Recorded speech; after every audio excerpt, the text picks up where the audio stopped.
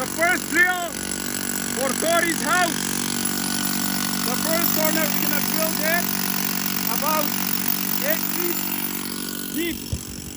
So, Cory. All right, I'm gonna talk about more about this stuff.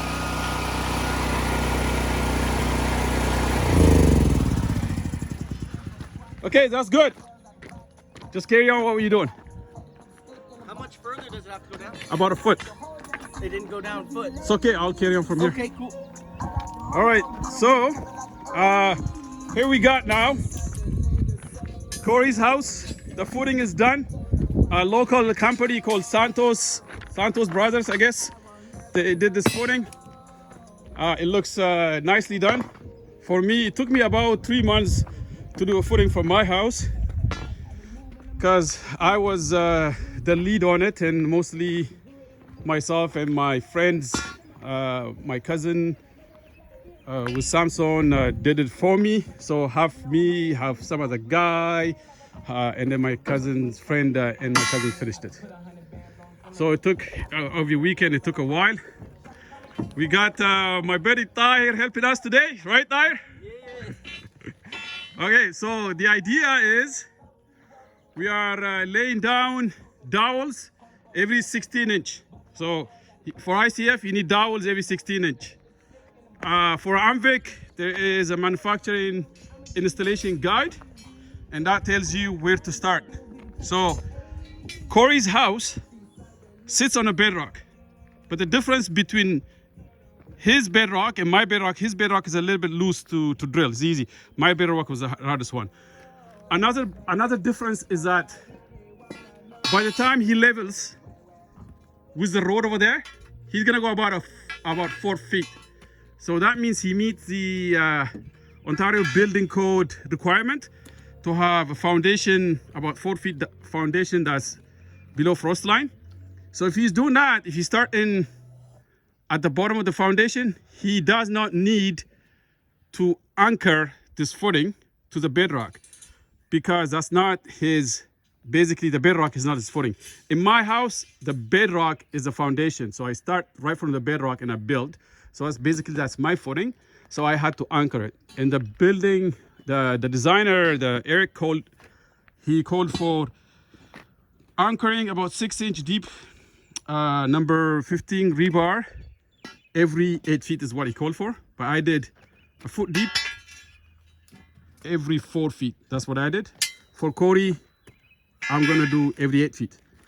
So he christened the road by drilling that far corner over there. And what I'm gonna do is I'm going to start from there. Every 8 feet I drill. We're gonna put rebar in. So once that's done, we're gonna go into town, get 3x1. And every 16 inch, that's what Cory is doing. He's marking every 16 inch, right? We're gonna put the 1x3, nail it every 16 inch. So that's what Cory's doing. With ICF, you start from a corner, you meet in the middle. So that's what Cory's doing right now. We put the wood every 16 inch. Then there's 2 rebars, horizontal rebars that are gonna lay inside. It's gonna be suspended by 1x3, and then we're gonna stand these dowels. We're gonna stand them up, those dowels there. We're gonna stand them up every 16 inch and tie them to the wood. What we're gonna do is monopore. We decided to go about 5 feet high, right? So we don't need any scaffolding for it. Go about 5 feet high, and then we're gonna pour from top ICF all the way down here, 4 feet pour. The first pour is gonna be 4 feet. So this means he may have about five pours as opposed to 4. Maybe you have 6 as opposed to 5, right? And that way, this lumber, we can use it for scaffolding later on. So we remove the lumber out and we can use it somewhere else. Otherwise, if we go more than 6 feet high, we may have to build the scaffolding. We don't want to build the scaffolding. That would be a waste of time too.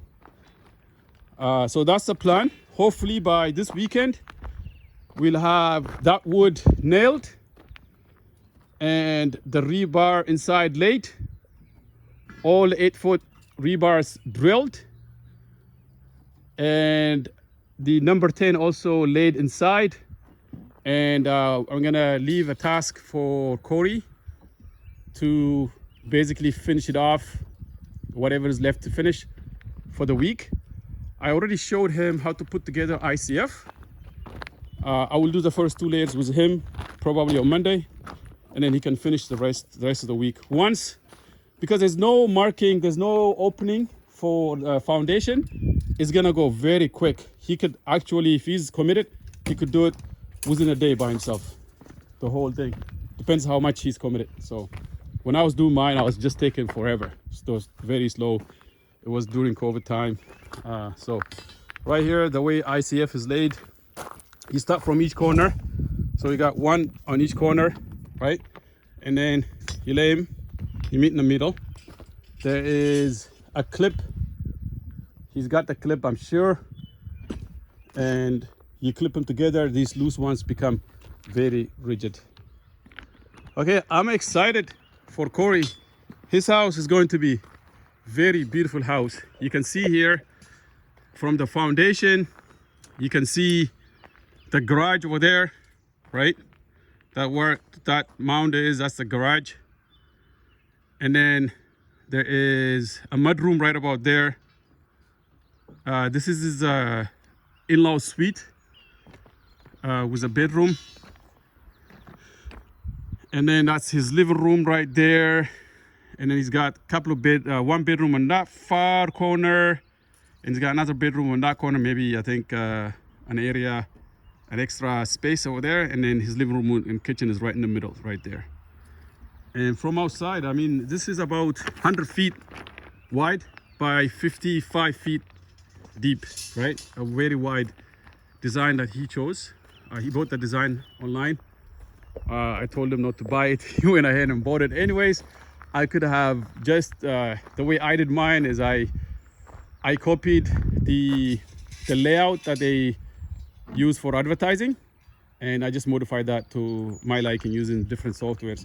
I could have done that for him, but he learned a little bit of lesson that he overspent more than what he needed to do by buying it, paying $1,000, and then he wanted to build a stick, and then he did the math. It didn't make sense. He decided ICF. When he changed that, it also cost him a bit for redesigning this by Eric Trout is our engineer in town. He's a great guy. I like him. So, I mean, a lot of people go with him because he's very friendly and he listens to you and stuff like that. Although these days he's getting a bit busy. So he designed it, and we have the design, and we're gonna follow the building code. So once this is done, right, a building inspector is going to come inspect all the work, and make sure that it meets the requirement.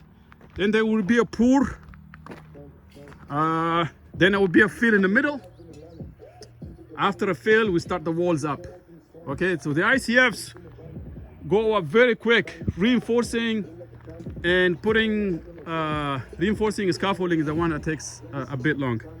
Now, he also got lucky. He's lucky there. This is a farm area, and Cory, what's his name? The buddy with bulldozer? Myron.